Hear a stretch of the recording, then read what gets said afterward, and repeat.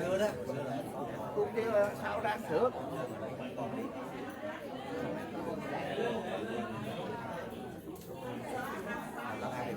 Ladies and gentlemen, please sit.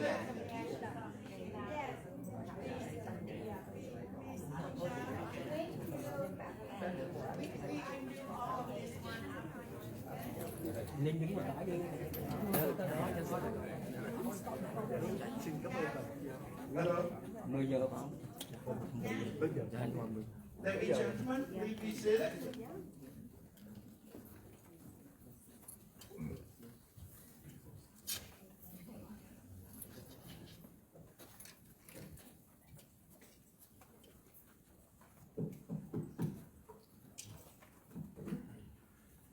Ladies and gentlemen, to commence the opening ceremony, please rise for the national anthem of the United States of America.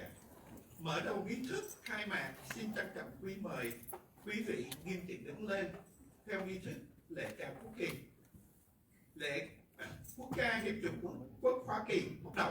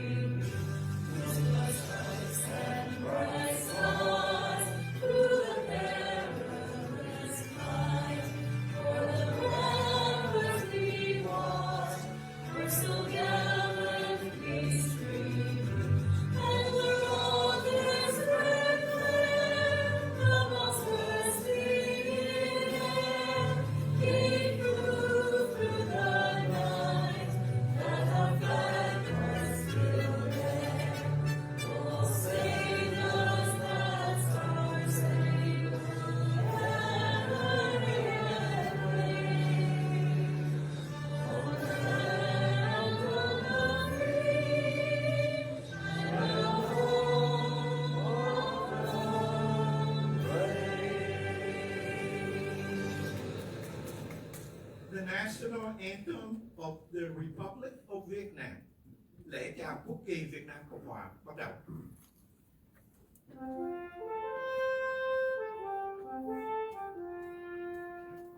Để công dân ơi, đứng lên hát lời sông nối vui, trong lòng cùng đi sinh cái gì thân sống, vì tương lai quốc dân cùng sống qua khói đêm, làm sao cho núi sông từ nay luôn vững bền, dù cho thấy phơi trên cơn gió, phụ nữ lấy máu đào thêm bao, rồi dẫu nước biên phải cần giải nguy, người không dám luôn vững bền tâm trí, cùng trang quyết chiến đấu làm cho ta nơi tan yêu người nước Nam cho đến muôn đời.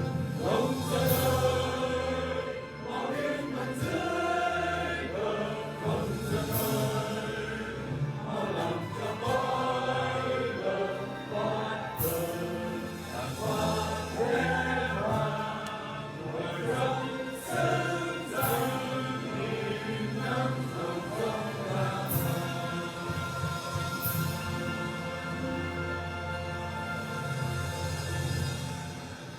Please be seated. It is my pleasure to introduce Ms. Kim Mi-hyun, the sponsor of Home Care for Comgress fundraising today. Xin Mời cô Kim Mỹ Dương.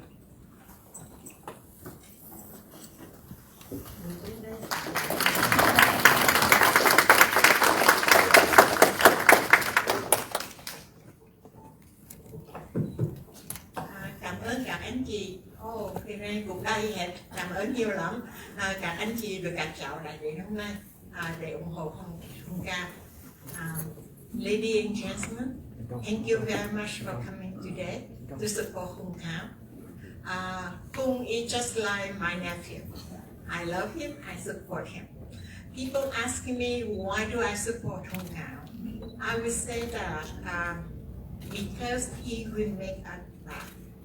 He will make us proud to be American and to be the Vietnamese American. My friend, Mr. Bauer, will talk more about Hồng Ca, so I have to save time for him. Okay? Thank you.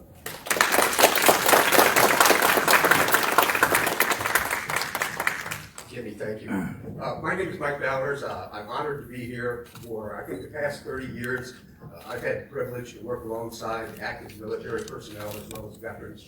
And I think no one will contradict me when I say you won't find a finer group of people, patriotic, love their country, determined to do the right thing whether it's hard or not.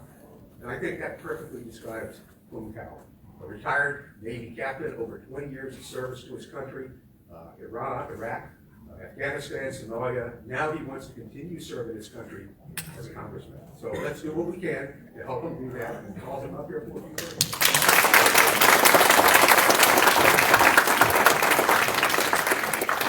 Cảm ơn cô chú anh chị. Thank you, ladies and gentlemen, so much for being here. I'm so humbled. There's so many people that came from all over the United States, including Florida. Just for those of you who don't know my story, you know, I left at the age of 4. My parents, you know, just like a lot of these Vietnamese Americans, were like we like to call ourselves Americans with Vietnamese roots, you know, and we left everything we had behind. In fact, we only had two suitcases, and somebody stole one of them. So, you know, that's, you know, but in those suitcases were memories. That's all my mom would cherish. She brought photo albums of our families and their history so that we would never forget. And we came to this amazing place called the United States, you know, and it gave us home, purpose. I mean, it gave us opportunity. We ended up living in Africa for 7 years before my parents had to make a hard decision of bringing us back here while my dad remained in Africa to work for many years without us. And you know, he'd come back every 6 months. But again, this country gave us such amazing opportunity. I went to Thomas Jefferson High School for Science and Technology, the very first class to graduate from there. I went to the United States Naval Academy. It gave me the opportunity to get my master's in physics at Naval Postgraduate School. I went to Harvard, I went to MIT, I had patents on my name. This is the opportunity we had, but what I owe so much to this country, and I think we all owe, is the opportunity they gave us, right? And so that's why I paid back this country with my service. I fought in Iraq, Afghanistan, Somalia. I've been to Pakistan, I've been to Albania. I've dove to ocean depths. I recovered John F. Kennedy Jr. I recovered the USS Monitor. I recovered airline crashes. I recovered planes of friends of mine who died. And this is my payback. But there's a, while I was fighting the enemy over there, I realized that there was another enemy that crept in, and it's the enemy of communism. Everything that we escaped from, this idea of communism, Marxism, socialism, whatever you want to call it, and now they call it equity, right? This is communism at its finest. And this enemy needs to be stopped. And this is why I'm stepping back up. I stepped out of retirement and stepped up to fight for what we ran away from. I believe the immigrants in this country are going to be the ones that remind I don't want to say Native Americans, but people who've grown up here, remind you how fragile liberty is. We understand what it's like to wake up one day without a flag to stand under or a country to call you own, and we would never allow that to happen to you. And I will never allow that to happen to my children either. So, again, this is a great country, and we have great people, and they try to tear us apart with ideas like equity. Equity is not the same as equality. We're taking away meritocracy. What we were taught is, in my family, we were taught that they can take away your money, they can take away your wealth and your position, but they can never take away knowledge. The knowledge is in your head. And that's why we pushed education so hard. And that's why you see all of us have always pushed our kids to study hard. That's why my son got accepted to the Naval Academy to follow my footsteps. We did this. We sacrificed. My wife homeschooled all our kids because she couldn't let them be indoctrinated in our school systems. And that's why we're here. You know, and this is what freedom is, and this is what freedom means, that you have to sacrifice a little bit by yourself. You know, we're not rich. You know, we live a humble life. But the thing is that the wealth we have is in the love of our family, the love of our country, and teaching our kids to sacrifice and love everything else too. So, ladies and gentlemen, thank you so much for your support. Again, we are making a lot of headways. I mean, everywhere I go, people have heard my name. Everybody has heard, you know, they've heard us on WML, on the radio, on TV, you know, but really it's the passion and it's this story that they want. They want to see people who fought and sacrificed and bled for this country. I'm 100% disabled, you know, because just from being blown up in combat many times and everything else, you know, knees, shoulders, I've got more surgeries than you could possibly imagine. But I would do that every day of the week and twice on Sunday if it meant that my kids grew up free. Because I don't want them to feel what I had to feel, where my parents had to sneak me out of Vietnam, you know, and sew notes into our clothes and money that says, "This is my son, please take care of him." I don't have to make the decision that my parents had to make, you know, with 5 kids and say, you know, which one of our kids do we have to leave behind if they can't take all 5 kids? Those are hard decisions that people don't understand, that we, the Vietnamese Americans, or the Americans with Vietnamese roots, understand. We've had members of our families put in concentration camps, re-education camps as they call them, or murdered. You know, this is a truth about communism. This is a truth about Marxism. This is a truth about socialism, and this is going to be the truth about equity, right? They try to separate us because together we're all strong. We're one. You know, our country's motto is "E pluribus unum." Out of many, one. We, the Vietnamese American, have come here. We've assimilated. We've started businesses. We started homes. We started everything we've done because we love this country. We love our family. We love the opportunity we had. So, you know, I know I'm preaching to the choir here because they know most of the Vietnamese Americans understand what it's like to lose everything. And I promise you, I fought 30 years in uniform to ensure this never happens to you, and I'll keep fighting for the rest of my life to ensure this never ever happens to our family. So thank you so much for being here. I'm so humbled. I don't want to keep standing up here and preaching. I want to answer your questions. I know you have questions, and how are we gonna win this fight? How are we gonna go forward? And what are we gonna do when we get in there? Yeah, go. Thank you, Captain Hồng Cao. I may speak shortly in English so the English speaking people here can understand, but then allow me to speak to you in Vietnamese. Is that possible? Thank you, Captain Hồng Cao. We are very proud that you, Vietnamese American, are running for Congress, the United States Congress, not the state Congress. So that is where the House of the People, the value of the people, of all of us, are being presented. So we will be represented by you. Thank you. I have 2 points that I want to ask you. It's important to us, Vietnamese Americans and Americans at large. The 2 points are core values of Americans. First is the equality that you said is not equity. I am happy that you went to TJ. My son also went to Thomas Jefferson, so you are the senior brother. And then your career and everything, thank you for your service. That's the equity. You said equity and equality is not the same. In a way, in this society, how you grow up as a refugee son, gaining all the steps, the top education of the society, that's equity that you enjoy. Equity is the share of equal opportunities. That's equity. So don't mix up the terms. We are now being confused between communism and social society. Social society like Holland, Finland, Sweden, Denmark, Ukraine is fighting for its social society against communism. The communism Putin or Xi is a dictatorship, one party. We're fighting for two parties. We're fighting for multi-parties. That's the core principle of the United States. So that led to the second question, the values of the elections. The US led the world in elections. It's the voice of the people. You are like to be representing us in the house of the people. So tell me, do you value the election results of 2020, elected by 81 million Americans, and it gone through many checks, many courts, all the Supreme Court, many courts validate that elections. Do you validate that elections result? Do you respect the American election system? Cháu xin được nói bằng tiếng Việt để các bạn ở đây. So I think that is so short because we run out of time. Yeah, we have to go for another event, so please, everybody, keep your question in 1 minute. We're not here for lecture.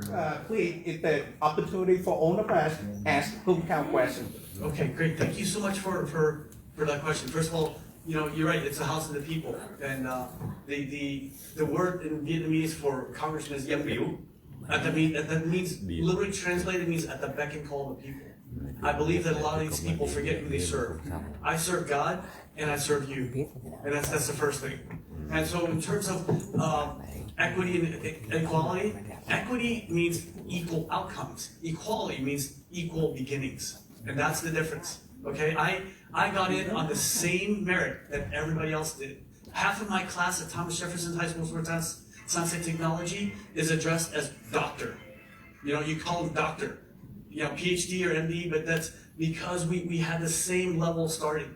Because if that's the case, if you're talking about equity, equal outcomes, then I should be on an NBA team playing basketball, right? The 5'6" Asian guy should be on the play because we need the same outcomes. No, we have the same beginnings. And it's how you push yourself and how your families, your parents teach you and you push it. That's the equality we want. Not the fact that, well, everybody, I need to have 5 of these guys and 5 of these guys and 5. That's the difference between equality and equity. Now, in terms of election integrity, yes, you're right. I push in Iraq and Afghanistan. We have election integrity with one thing, with this thumb, because they put their fingers on the ink, and you're able to show that you voted one time only. Okay, so it's just very difficult for me to understand what happened in 2020 when the person sits in their basement for the whole election cycle and they got more votes than Barack Obama, and so it's just very hard. I'm just saying it's just very hard for me to understand and decipher that. And again, I'm a person of science. I understand mathematics very well. And it's just very difficult for me to understand that. And laws are laws, and you know, you can't change the rules halfway through, like in Pennsylvania, where they changed the rules of how you do things. Even in Virginia, why do we need 45 days of election? I remember as a kid, my parents would wake up on that Tuesday morning, and they would get up very early, and they'd go vote before I went to school. It was an honor for them because they waited 7 years, you know, to get that right to vote, to become an American citizen. And that's where I have a problem also with the illegal immigrants.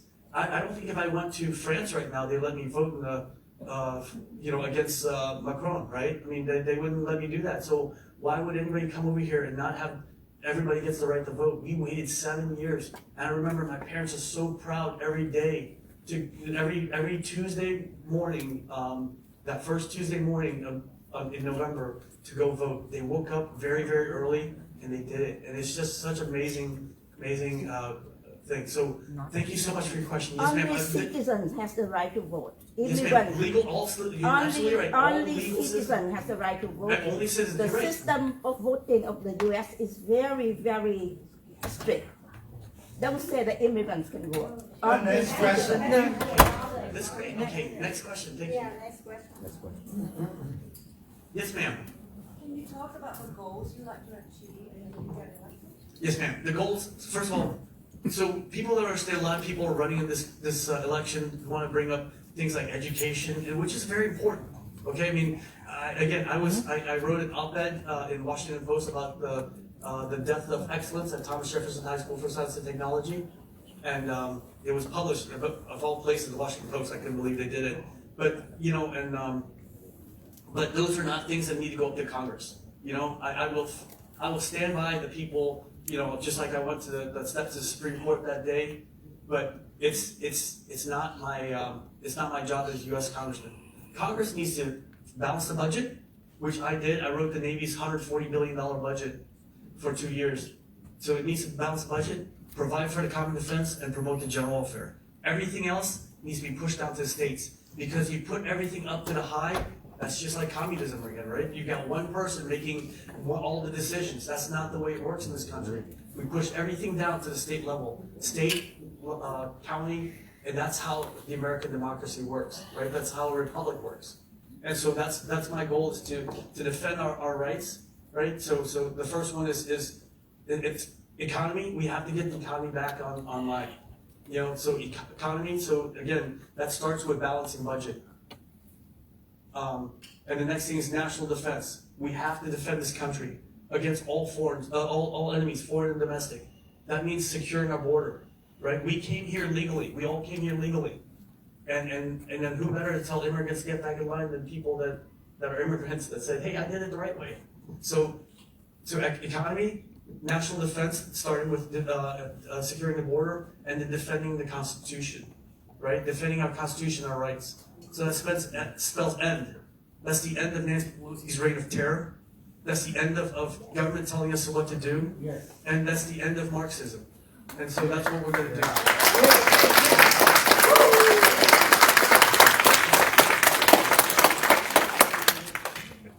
We are very proud of you, and we are old, and we look for young generation like you, regardless of asking where we are from.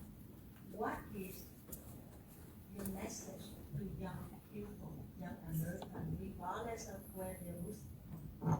Oh, thank you so much. That's a wonderful question. So what is our, I always think of Ronald Reagan's words, where we can see further because we stand on the shoulders of people that went before us. In our culture, we honor our ancestors, we honor our parents. In fact, that's one of the God's commandments, right? Honor your mother and father. And we honor God and we honor our parents because we don't forget the lessons they learned, the sacrifices they made, and we keep pushing hard. You know, and my parents sacrificed so much. I mean, my dad had to work in Africa for 17 years without us, you know, and coming home only every 6 months because he knew that he wanted all his children to go to college. He wanted us to be successful. All four of my sisters and I went to college. We all have advanced degrees after that, and that's because of my parents, their sacrifice. And I just lost my father 2.5 months ago, and it's hard. And every day I wanted to make him proud of that his sacrifice was worth it. And so I want my kids to remember the sacrifice I made by going to war and to give forward, right? To pay forward. And that's how we get better as a country, is that everybody just keeps moving forward. You know, we have all different ideas. You know, we're some of us are some Democrats, some of us are Republicans. It doesn't matter. At the bottom, yes, we love this country. We all love this country, or else we wouldn't be here.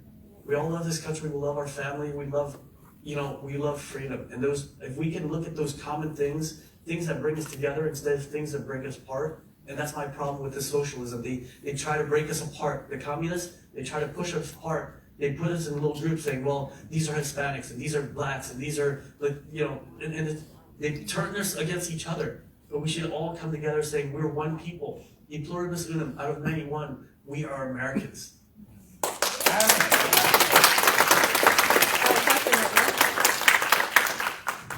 So can you please tell us on that Virginia just got flipped by Governor Glenn Youngkin based on one issue, one policy, that is education. Can you please tell me, you have a lot of children, and as a parent, what can you change that if you were elected to represent your district? Okay, again, education needs to stay at the state level. And so I don't like, as a military person, we have a chain of command. That means, you know, the commanding officer that talks to the executive officer, talks to the department head, there's a chain of command. And there's a problem when the federal government is giving money directly from the federal government to the schools. It needs to go from the federal government to the state, to the county, then to school, because that's how we keep them accountable. If you just get money straight from the state, then you're not answering to anybody, and you're not answering to us. We're the parents. So that's how I'm going to help the governor, is to make sure everything gets pushed directly to the governor of Virginia or the governor of Missouri or wherever else, and not let the state of the federal government fund directly to the schools. In fact, we start as a guy who writes the budget. I know how to cut things. You cut it until there's no more Department of Education, and it goes straight from the Department of Treasury to the.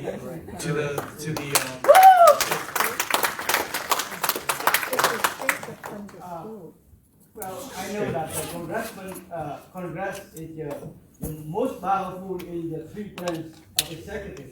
So what happened is that they make something like critical race theory become law. And to me, whatever I learn now from my work or something, critical race theory, when they say you are white people, you get advantage, not good. So to me, the one that live in Vietnam within critical race theory sound like the Mark Lenin 2.0. So in critical race theory curriculum, they put in for the Congress, and then you vote no or yes. Yeah, critical race theory is again them trying to pull us apart. Okay, and I had to fight with the NAACP because they said, don't you believe in teaching the whole history? I'm like, you're right. Let's teach the whole history. Let's talk about how the Irish were very discriminated against when they first came to the United States. Then let's talk about the Italians. I said, who here can tell me the largest lynching in United States history? And they don't know. I said, 1891 in New Orleans, Louisiana, 11 Italians were pulled out of prison and lynched by a mob, an angry mob, because they were acquitted for a crime they didn't commit. Let's talk about Chinese Exclusion Act. Let's talk about the Japanese internment. Let's talk about all the other things, but let's also talk about the beauty about this country, how we invented the light bulb. You know, we perfected the automobile and made industry great. We invented the airplane. We put a man on the moon, right? We invented the telephone, the cell phone, the iPhone. We did all these things because we came together as one nation. So stop trying to pull us apart. And then they had they had the gall to say, well, you don't know what it's like to be discriminated against. That's like, okay, let me tell you one thing. This is a black and white world. What do you think a yellow guy fits in there? You know, so thank you very much, sir. You're right. Critical race theory is more means to pull us apart as Americans instead of pulling us together as Americans. Yes, ma'am. Hi. Thank you again for your service. So, Can you hear me? yes, ma'am. Okay. I'd like to know, we talked about all the other things that are going on in our world, and we have our own homeland terrorists, such as defunding our police. Holy moly, what can you tell us what you're going to do for that in your particular region?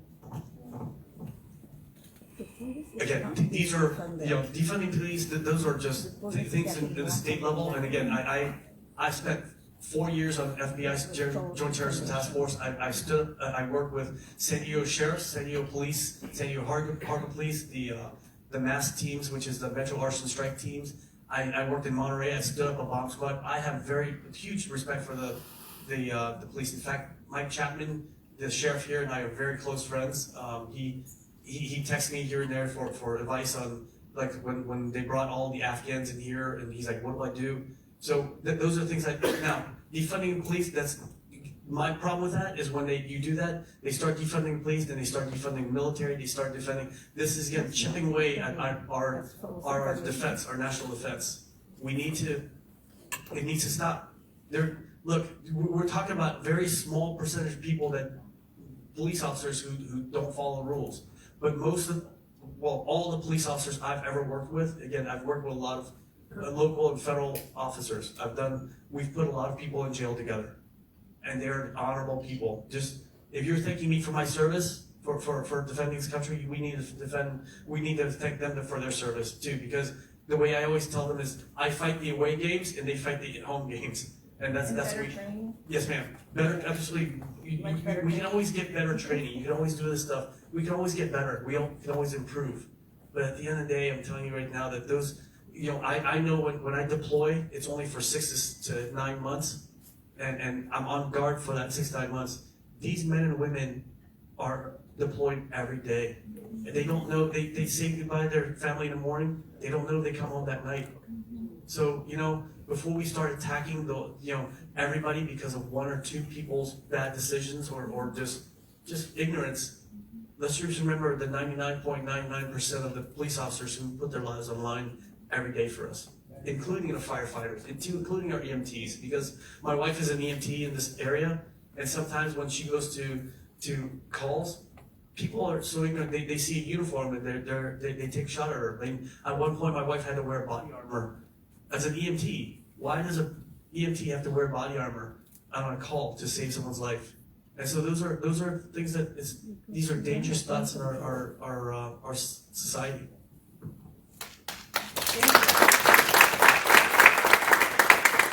Let's take one more question, and then who can have to go to another event. Let's do the. Look, everybody came here. I want to make sure I answer your question. Thank you so much, but I want to honor you because you honored me for coming here. So I don't want to cut anybody's time short. So please. Yes, ma'am, please. Everybody, the last one. Okay, my name is Anna. I'm from Florida, and I'm from the Vietnamese American Conservative Alliance. Of course, we protect the Constitution, we protect the culture, whatever the thing that is from our country, but we're Vietnamese. Even though we're Vietnamese, but we're American now. So my message, because like you said, we need a strong economy. You see in the past right now with Ukraine, think about if we are strong, if we have our own oil sources, energy sources, do you think we have this issue right now? Like Russia control the Europe by using the oil and attack Ukraine. If you win the election, what will you do for the oil industry to help the economy and help the war in Ukraine right now? Yes, ma'am. No, that's great question. Again, Joe Biden has this plan called Made in USA, except for oil and gas, right? We're sitting on, I want to say 38 billion barrels of oil. We are the largest oil deposit in the United States, yet we don't use it, and that makes us not energy independent. We need to open up the pipeline. I mean, that's free right there. That's free oil straight come. And we, in fact, by cutting that off the pipeline, we subverted our friends in Canada. They really, they were depending on that. And so, there's always a cause and effect, right? You cut oil, and then what it does is then the price of food goes up because it costs money to bring food over. But we haven't stopped our consumption of oil, right? So we're buying $1 billion of barrels of oil from Russia before he decided, we'll stop that, which gave Putin all the money he wanted to invade Ukraine. But now we're going to buy from Venezuela. Where does oil from Venezuela come from besides Venezuela? It also comes from Iran, because Iran is moving oil they're doing illicit oil transfers in Venezuela and trading out for missile parts, right, for their ballistic missile program. So, there's a lot of things that, people think I want to secure the border because I'm xenophobic or whatever. No, there's a lot of things happening in south of the border. There's, like I said, the Iranians doing things there. The Russian Spetsnaz are training the ELN, which is a liberation front against the Colombians. The Chinese, the Chinese Communist Party, the CCP, is moving fentanyl into South America. Bulgaria is the #1 producer of fake passports in the world. Trinidad, Tobago, there's little islands off of Colombia That's the #2 producer of ISIS fighters in the world. So there's a lot of things happening in the southern border that we need to be aware of. Now, going back to your question about economy, yes, the first part of the economy is you have to be energy independent. Because people come up with these crazy ideas about, let's buy all you have to do is buy $85,000 Tesla. I don't have that money, and most Americans don't, and also our power grid can't handle that as well. So how, I remember there's recently they're like, well, where's this car get the power from? She's like, well, from the battery. Well, where's the battery coming from? Well, she said, you plug it in. Okay, well, where's the plug get the power from? She's like, from the plant. Well, how do they get? You work back down. It's still coal burning, right? And so they have to think about new things. People are afraid of nuclear power, for example. The Navy has been using nuclear power for 75 years safely. It's we only had one incident in this country. It's because they didn't follow measures. 3 Mile Island. Now Chernobyl and all that's just poor Russian work. I know Fukushima. That's you don't put a plant, the cooling plant right there at the by the water where tsunami can take it out. But the U.S. Navy has been using nuclear power safely for 75 years without a reactor going close to being critical, much less supercritical, because Hyman Rickover, the father of the nuclear navy, put in guidelines so that there's no way for it to get that high. Now, with nuclear power, you need a lot of seawater to cool it, and then when you're using seawater to cool it, you can use it, make it into a four-stage flash type distiller. That means you evaporate the water, you collect the water, and then you separate the brine, and then you heat it one more time, and you do it 4 times, and you get pure water. I mean, I'm talking pH 7 level water. Okay, so imagine if places like California has unlimited water source. You wouldn't have droughts. And then again, then you can start farming better, right? And again, then it brings up our economy. So all these things, the left just wants to come up with crazy ideas about, wind power. Well, wind power, what happens if there's no wind? Solar power, what happens in the wintertime? But also, what do you do with the lithium batteries? Lithium is so dangerous and so harmful for this environment. And they don't think about that. They just think, it's like, for them, all this things about green energy, and it's like people say, well, I like steak, but I don't want to kill an animal. So as long as they don't do it, it's like, well, how you can't get there from here. And so this is the part of the economy we need to concentrate on. Look at alternative energy. Europe has been using nuclear power for a long time. Make us energy independent. With nuclear power, an aircraft carrier can power an entire city. And I'm not talking small city, I'm talking all of Washington, D.C. can be powered by just a nuclear reactor or a carrier. And a carrier has 8 reactors. So yeah, you can do a lot of stuff on and we've done it safely for 75 years. So thank you so much for your question.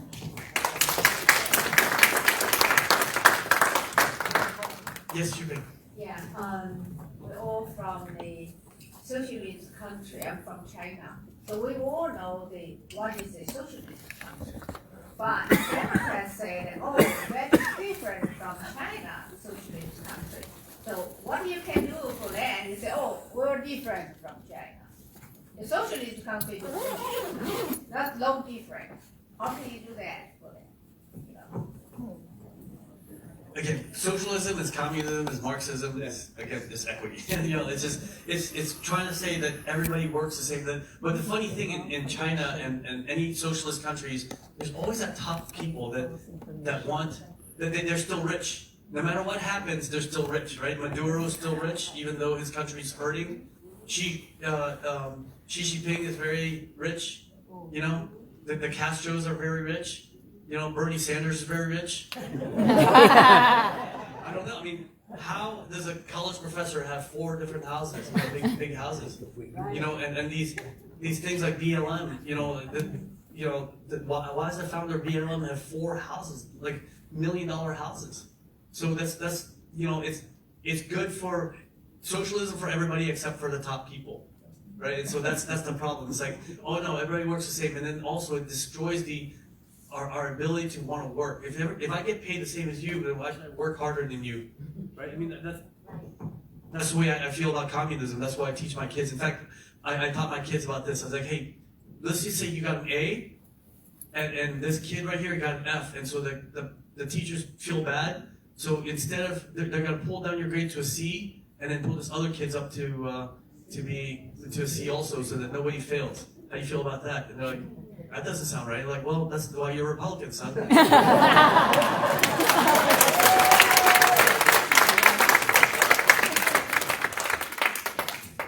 Yes, sir. Yes. Are you afraid of a nuclear power dictator? And do you think NATO is useful? Thanks. Okay, yes, we're always afraid of nuclear power. That's why we have our own nuclear power too, right? But it's called mutual assured destruction. Because if you launch to us, then we'll launch to you. That's a whole strategic, plan for nuclear deterrence. So it's funny because when we got rid of all our nukes, Russia never got rid of theirs, and so that's why President Trump got rid of the Open Skies program, because the Open Skies allowed us to fly over their sites that they tell us where to go, and then for them they fly over ours. But for those Russians, what it is, it's just a Costco run. So that's what, and I say that because they load their planes, they come over here, they fly around for 2 hours, and they land, they all run the Costco, they fill up the plane with things they buy, like toilet paper and everything else, and they fly back. You laugh, but I'm telling you, in Madagascar, the Russians were smuggling rolls of toilet paper. Now, toilet paper in Madagascar is like cardboard. It's actually, it's almost, it's either for cardboard or sandpaper, but it's painful. And they would sneak it inside these, and I'm doing like this because they would sneak it home in tires. They buy these tires and they stick it inside the tires to bring home. So the Russians, they use the Open Skies Treaty because they come over here, they do their Costco run, they bring it back and they sell it.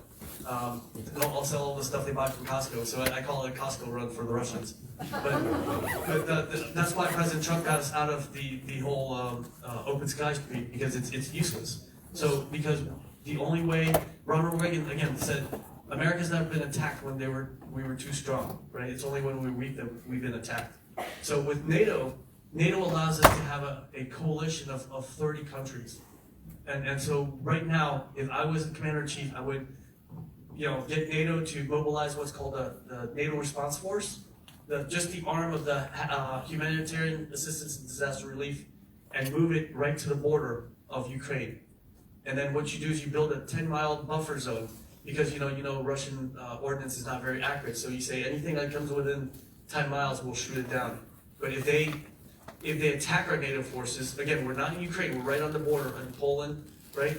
To give respite and security for the 2 million displaced people in Ukraine, we would be allowed to, if they attack our forces, or not our forces, NATO forces, then NATO would then invoke what's called Article 5 of NATO Treaty. And then Putin would be fighting 30 countries. Because the Article 5 says that an attack on one of us is an attack on all of us. And that's why NATO is important, because we're able to leverage each other, use a coalition. And for me, as a person who's built coalitions my entire life in leadership, that's how I'm going to Congress. Right? I have a coalition of 30 special operators, Green Berets and SEALs that I work with, part of SEAL Pack, that we're going in there as 15% of the big Republican voice. So I'm not going by myself, I'm going as 15% of the voice, and I'm already working with other members of Congress, so I already know what I'm doing. And so you're right. Coalitions are very important. And actually alliances, there's coalitions and there's alliances. Alliance, like I said, the NATO alliance means an attack on one of us is an attack on all of us, and that's why Article 5 is so important. So you gotta be very careful in the military when you say a partner or an ally. Allies will fight and die for you. Did I answer all your questions, sir? My question is, why did dictators get free run of the world? And democracy cannot respond freely. You're right. You're right. Why? Because weak leaders. Because weak leaders have allowed them to do it. One of the funny things I heard remember Yasser Arafat? I think it was Ronald Reagan. I love Ronald Reagan. I'm a Reagan Republican. Ronald Reagan said, "It's the funny thing about Yasser Arafat is every time he went in front of the UN, he wore a gun. The funny thing about the UN is that they let him." Right? So again, when weak leaders allow that to happen, that's why they have free reign. So if Russia can go to Ukraine, other countries can go to Ukraine too. It's a two-way street. Yep, you're right. You're absolutely right. And then We're that's, going up. We can go there. Whoever we can, but again, we have to decide which way. You know, Joe Biden can't even decide which way to go. He needs an Easter bunny to tell him to go. So that's the problem. It's like he doesn't want you to go in there, but then he doesn't want Poland to give their MiG-29. So I don't understand. I mean, he needs the Easter bunny to tell him which way to do it. Yes, Brendan. Hello, Captain. First of all, thank you for your service, and we're all on the same band of Navy. Again, touching up on the freedoms issue, the main important thing that you should know, the freedom is us, the people, the military who swear the oath to uphold the Constitution. Without the Constitution, you don't have the freedom, and that is the piece that stands between us and the dictatorial government. Anyway, let's go back to your education system. The four main factors determine the sovereignty of the country, which is history, language, culture, and water. And as we already see right now, everything they're bringing to destruction, level destruction. The backbone of the parents, as a parent right now, is how do you encounter the norm they just tried to say, in that put the man in the woman team while we are calling for woman right, but at the same time we let man to be in the woman team for challenging and destroy their effort to be the best of the best. Thank you so much. So what we're talking about is Title IX, right? Title IX gives equality for men and women's sports. I have 3 daughters. I have 5 kids, 3 daughters. I don't want my 3 daughters to have to compete against a man. It's wrong. There's a reason why. And if you think about just in the Olympics, right? The high board for men is 10 meters. For women is 7.5 meters. Why? Because they're afraid that the shoulders of the women cannot survive the impact. It's science. I don't have to be a biologist to do that. I just need to be a smart person to be able to read it and understand the difference between a man and a woman. And that's what science has taught us, is that's why, like I said, the high diving for the women is 7.5 meters, and then for the men is 10 meters. Because, like I said, the impact. And there's a lot of things physically different between men and women. And you know, they're smarter than us, right? but you know, but physically we're stronger. You know, for the most part, that we're stronger. But again, there's biology. There's reasons to do this, and this is why, you know, Title IX is very important for us to fight for, because it's not right. And I will not allow a man to go into my daughter's bathrooms.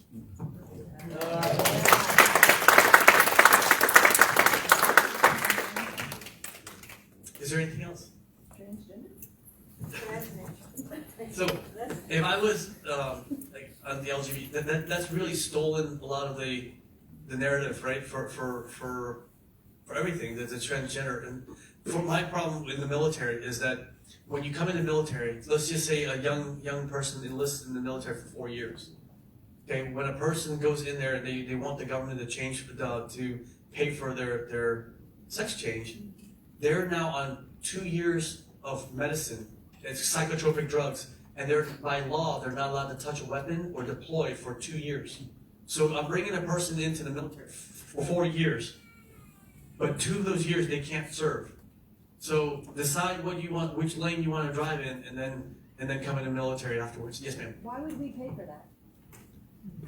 I don't know, ma'am. I don't Why know. are we paying for that in the military? Why do we pay for a lot of things in this country?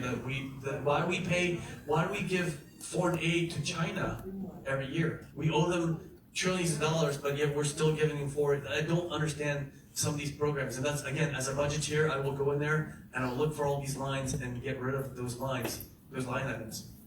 So vote for him down.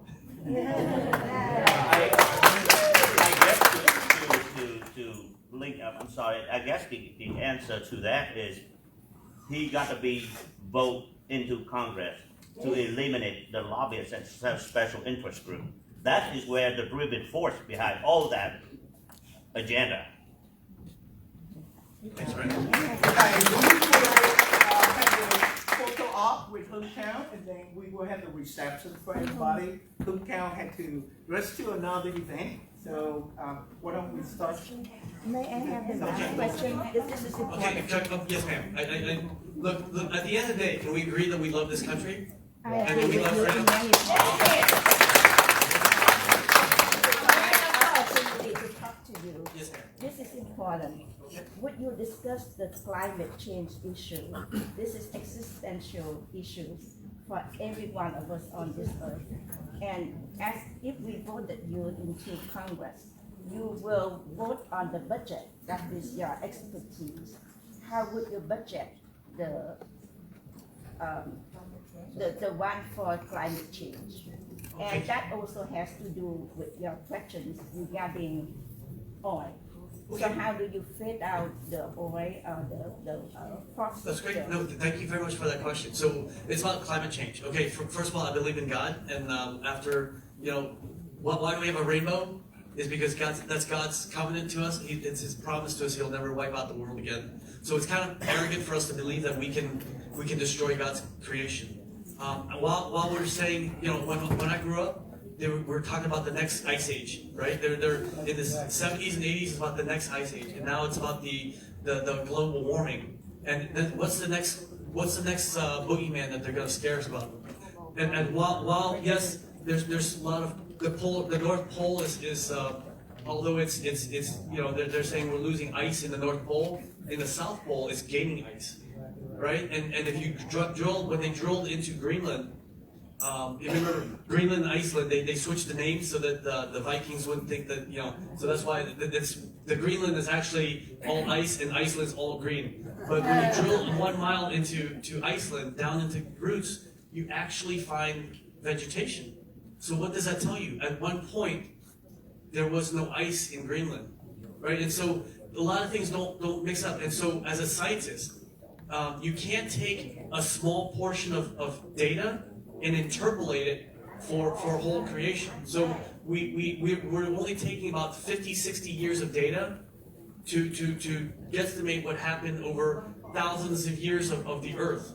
And so as a scientist, I can't do that. And so and also as a scientist, I can't, remember, I'm a physicist. I have a master's in physics. I have patents. And so I can't throw out data because it doesn't fit my narrative. When I wrote my dissertation, I had to take in all the data, even no matter how much it's uncomfortable for me. I have to take in all the data and say, well, this is an anomaly. We're not taking in data for solar flares. We're not taking, there's a lot of things that we're not taking into account for. And yes, we should be good stewards of what God gave us, but we also can't control. We're not the masters of the universe. God is the master of the universe first, and He gave us the rainbow, which is the covenant that He will never destroy this earth again. So with that, I need a lot more data for climate change to really convince me that. And also, if we did everything, if we did what AOC did, which is kill all the cows because the farts are killing the ozone, and everybody has an electric car, we're still only going to change the climate by 1 degree. 1 degree. That's all we can change. That's how insignificant we are in God's world. So thank you so much for your question, ma'am. So I don't want to wait. Again, we waste so much money every year, and there's a lot of things we don't need to be wasting money on. So thank you, Ms. Kitty.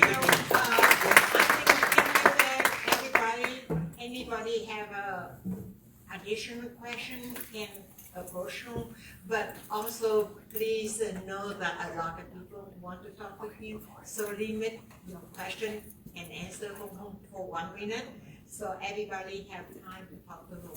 For now, I have some light lunch for you guys to. Thank you.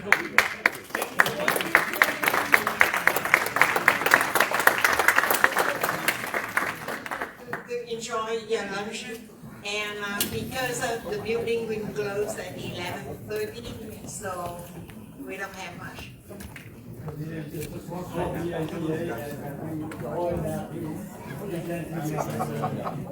Anybody want to donate to cook?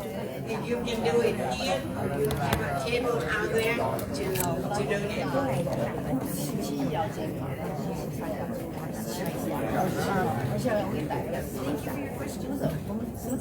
Chris.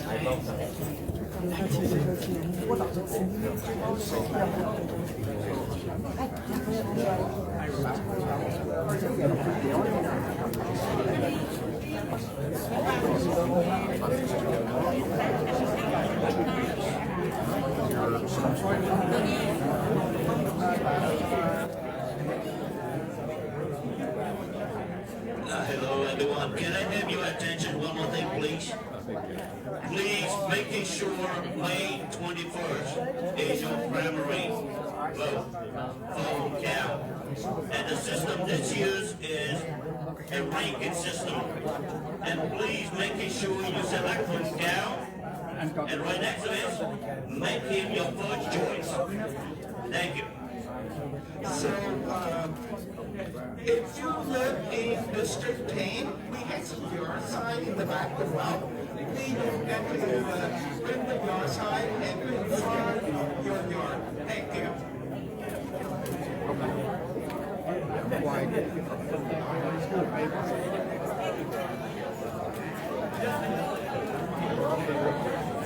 Dạ chị không sao đâu, không sao đâu chị.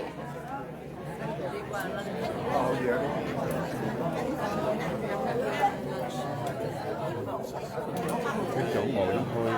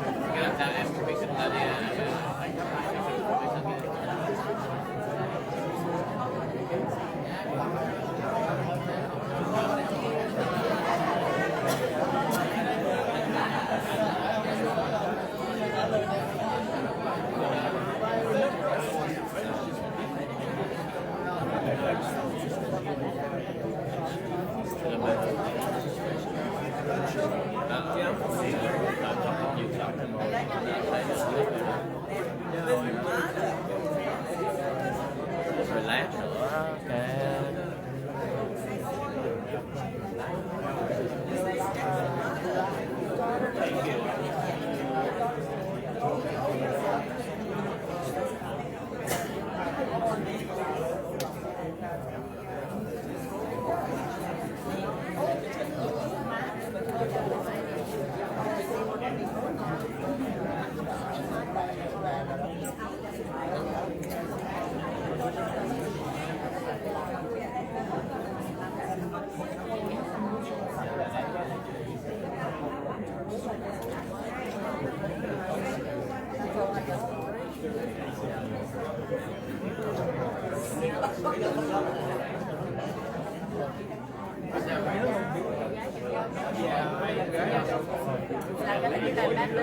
Maybe đó.